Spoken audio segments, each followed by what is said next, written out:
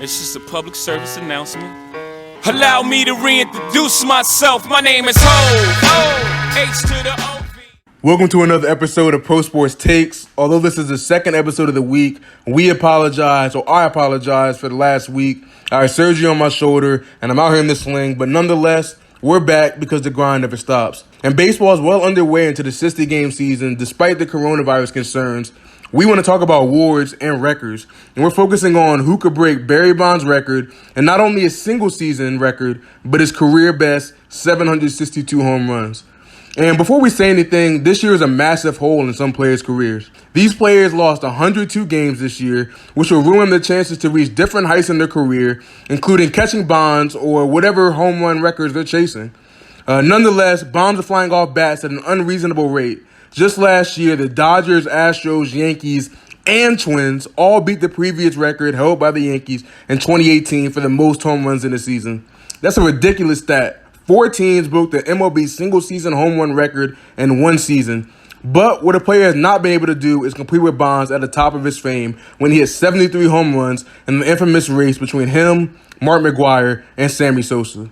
What a lot of players forget about Bonds is he was a small kid coming into the league in Pittsburgh. The slugger averaged only 21 home runs through the first 4 years of his career, but continued to progress and hit more bombs as he got older.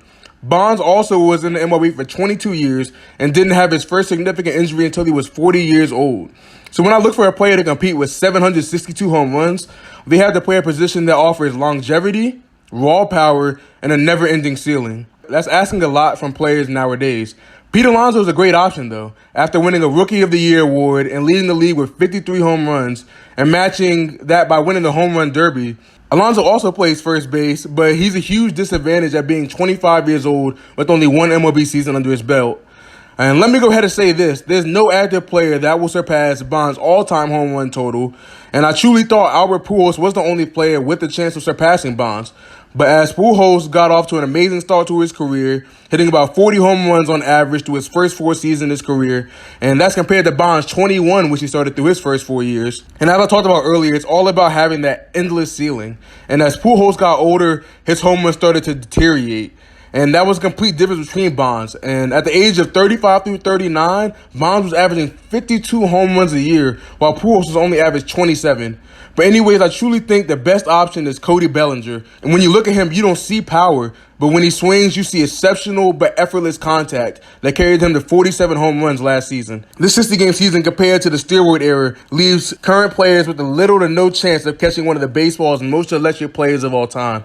I highly recommend going back and watching that new 30 for 30 that the ESPN dropped about a month ago, where it's about Bonds, McGwire, and Sammy Sosa's home run record chase. And you'll recognize that the way these 3 players were hitting home runs at that point in their career is going to be hard to catch or touch at any point in baseball's future, no matter if the balls are jacked or not. All right, well, let's look at the facts here. If we're talking numbers, let's talk numbers. There were 6,776 homers in 2019.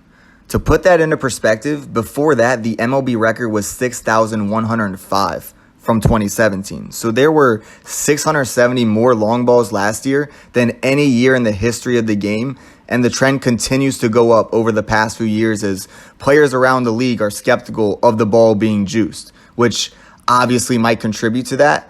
But we're talking about Barry Bonds here, one of the most dominant hitters of all time who matched a whopping 762 dingers over his legendary 22-year career that also included an MLB record 7 MVPs. Steroid controversy will always follow the name Bonds, which is why he's not in the Hall of Fame. But let's take steroids out of the equation for a second. And he's the greatest hitter to ever live. Like, the man would literally get intentionally walked with the bases loaded, openly allowing a run to avoid a potential grand slam. Like, if that is not the ultimate sign of respect, then I don't know what respect is. But let's flash forward to today. The active leader in single-season home runs is Giancarlo Stanton when he blasted 59 during that MVP year in Miami. So he's obviously a premier contender to do it again, but even better now with the short porch in Yankee Stadium if he can ever stay healthy. But his Twin Towers teammate, Aaron Judge, is also a premier contender and showed early in this season how high his ceiling is as a home run hitter when he was hitting home runs what seemed like every night.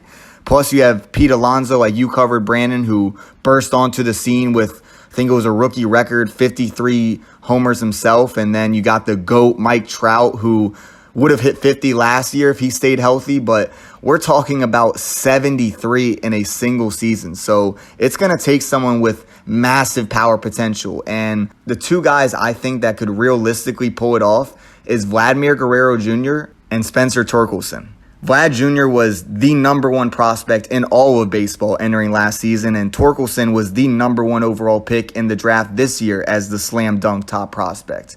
Both of those guys can hit to all fields and have the size it takes to not only hit a lot of home runs, but also stay durable enough to keep it going for an entire 162-game season. Obviously, we're not talking about 2020 because there's only 60 games, but if I had to put money on someone doing it that's in the league right now, I'd probably say Vlad Jr. because, we saw him in the home run derby last year just launching balls like it's nothing. And the dude's only 21 years old and the son of a Hall of Famer. Like, he's got the genes, he's got the swing, and he's got the ceiling to make it happen. But if the question is straight up who's going to have the home run record, Barry Bonds or a player who's currently active, I'd probably say Bonds hangs on to 763 career bombs. But that 73 in a season, I wouldn't be surprised at all if this new homer-friendly environment that's going on in the game today, you see two guys kind of battle it out all year long, kind of like McGwire and Sosa did in 98, and someone ends up pulling away and somehow hits that 74th home run by the end of the year. Is it likely? Probably not. But they don't have steroids like Bonds, but they do have these new balls. And those balls love to fly out of the park more than any time in history of the game. So I think we could definitely see number 74 with that being said, and all the talent and technology that's in the league nowadays. Yeah, we both touched on the balls. We both touched about home runs going out the park at an electric rate. But it's going to be real tough for those players to lock in on that single season record of 73 bombs a year. I don't know off the top of my head what's been the closest amount in the last 5 to 10 years, but that's a lofty amount. And we see a lot of raw powers from players nowadays, but you don't really see many players built like Barry Bonds was at the end of his career. I wonder why. How swole, yeah. and you say, yeah, you wonder why. It's a steroid era. And I think that steroid era just gives you that extra jolt, even if it is just for one season. We saw that one season where Brady Anderson hit 50 home runs out of nowhere. That's how you know. Yeah, that's how you know. And I don't think he ever hit more than 25 in a season outside of that. So that steroid juice, whatever it is, must give you a jolt for that whole season. And I don't know if players will be able to withstand that production of that strength of hitting balls out of the park for a whole season. So with all due respect to Bonds, it sounds like this debate might come down to what's better, juicing players or juicing the balls. Baseball's at its best when players are hitting the ball out of the park. So, I know pitchers hate to hear that. I know they want to keep the ball in park, keep their ERA down, but everybody loves baseball when bombs are getting dropped, walk-offs are getting hit. So I think this is bringing baseball back to one of those most electric times, and I think everybody's excited and loves to see it. Yeah, like you said, the people want to see the long ball, and that's what's going on in today's game. So we'll see if someone's actually able to set the record. I think it's something that we'd all want to see, but what would actually happen?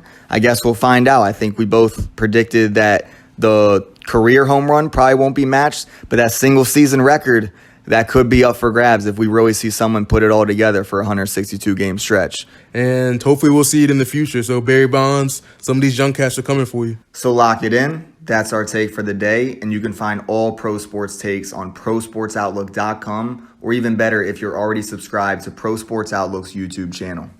And that wraps up this episode of Pro Sports Takes. And remember, we encourage everyone to go ahead and leave comments about the player or even the team you want us to discuss. Tweet us at PSO_sports or simply use the hashtag ProSportsTakes. And we'll continue to monitor what's hot so we can give it a spot on our future show. There you go. See you tomorrow. See you then.